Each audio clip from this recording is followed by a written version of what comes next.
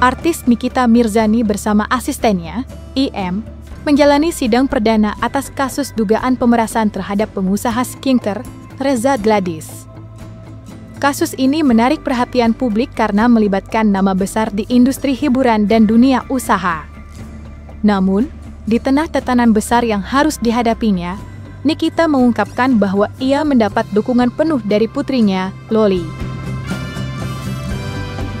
Tidak hanya dalam percakapan pribadi, Loli juga menunjukkan dukungannya melalui media sosial. Dalam unggahan Instagram story-nya, Loli membagikan foto Nikita dengan tulisan yang penuh haru. "Ami kebanggaanku," tulis Loli dalam caption-nya.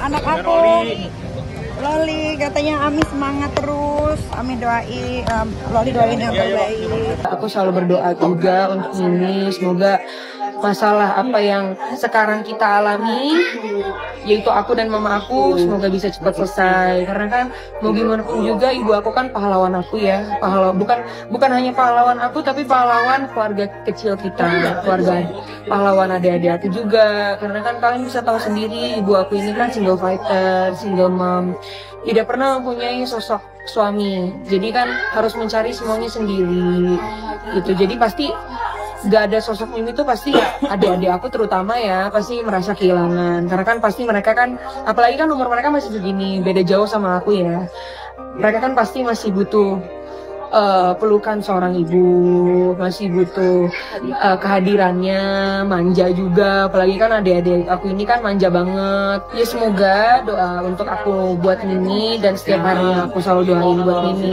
di dalam sholat aku sih ya, semoga dengan masalah yang sekarang Mimi lagi hadapin, semoga cepat selesai.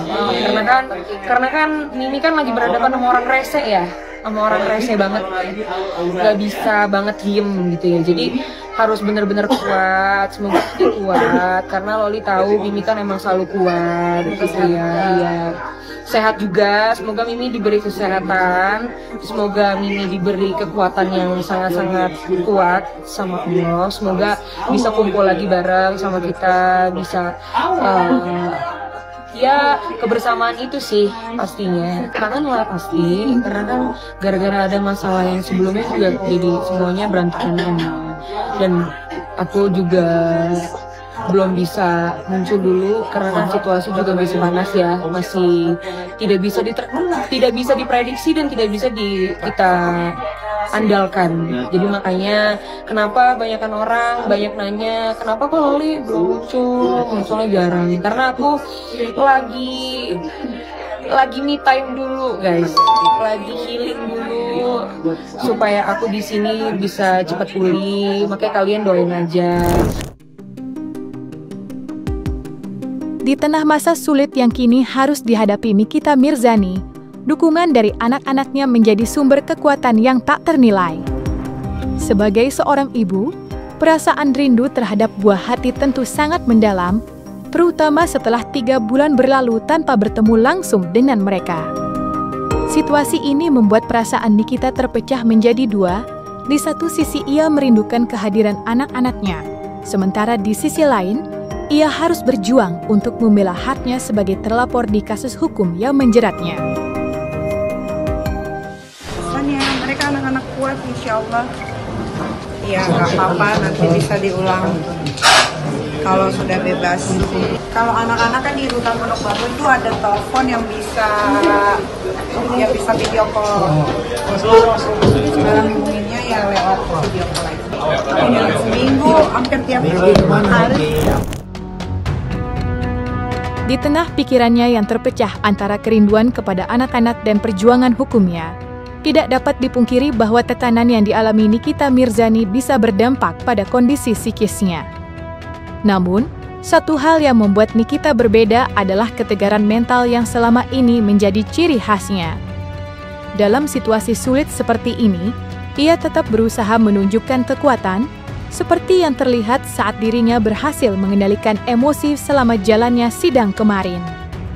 Sikap tenang Nikita ini juga mendapat apresiasi dari para pengamat termasuk psikolog klinis, Irma, yang menilai bahwa ketenangan yang ditunjukkan Nikita mencerminkan kematangan secara emosional. Kalau dilihat dari perilaku yang muncul, memang ada kecenderungan ekstrovert dominan gitu ya. Jadi dia percaya diri gitu ya, high self esteem ya. Sebetulnya di situ posisinya bagus ya, karena dia merasa dia punya percaya diri yang sangat tinggi, harga diri yang sangat tinggi gitu ya, sehingga dia mampu untuk bisa menunjukkan bahwa mari kita jalani persidangan ini gitu ya, tapi dengan berkeadilan gitu.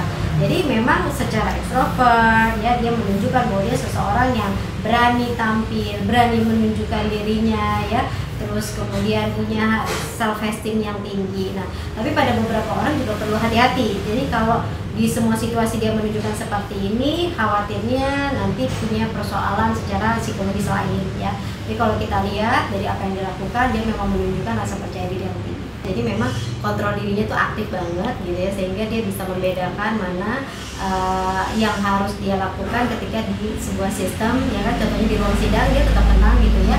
Kalau misalnya dia mau kan dia bisa aja gitu ya, langsung menunjukkan gitu ya, protes, rasa marah dan sebagainya. Tapi kan pada saat itu dia nggak melakukan, artinya memang kontrol dirinya ini aktif. Lalu kemudian bisa juga ya karena tadi gitu ya, ada kelelahan juga secara emosional gitu, sehingga memang pada akhirnya ketika terjadi di luar ruangan, kemudian itu muncul tuh dalam perilaku ya, mengekspresikan rasa marah dan kesal gitu. Seseorang kan kalau terdesak terus tersudutkan pasti akan meluapkan secara manusiawi gitu ya, amarah yang begitu besar gitu ya, ketidakamanan.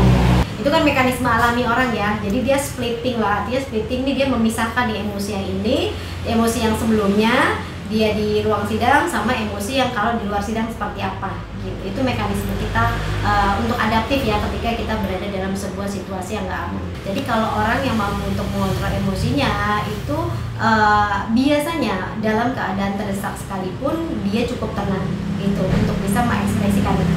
Tetapi pada orang-orang tertentu bisa jadi bentukannya berbeda gitu ya. Ya artinya beberapa orang perlulah untuk belajar lagi meregulasi emosi, walaupun dalam keadaan yang terancam terdesak dia tetap mampu gitu ya untuk menunjukkannya dalam marah yang konstruktif gitu ya, tidak ekstrim, tidak meledak-meledak gitu ya, tapi tetap menunjukkan ketidakamanan dengan tone yang lebih aman aja. Asesmen psikologis itu biasa dibutuhkan ketika seseorang menunjukkan gejala-gejala yang sudah sangat spesifik dan mengganggu ya, artinya mengganggu secara umum gitu ya, dan memang dibutuhkan untuk persidangan. Jadi kalau misal dari segi persidangan dibutuhkan ya berarti kan harus ada psikolog gitu ya, atau memang dokter ahli kejiwaan yang melakukan pemeriksaan. Tapi selagi misalnya tidak dibutuhkan ya berarti nggak usah gitu ya, artinya proses asesmen ini kan diperlukan bila memang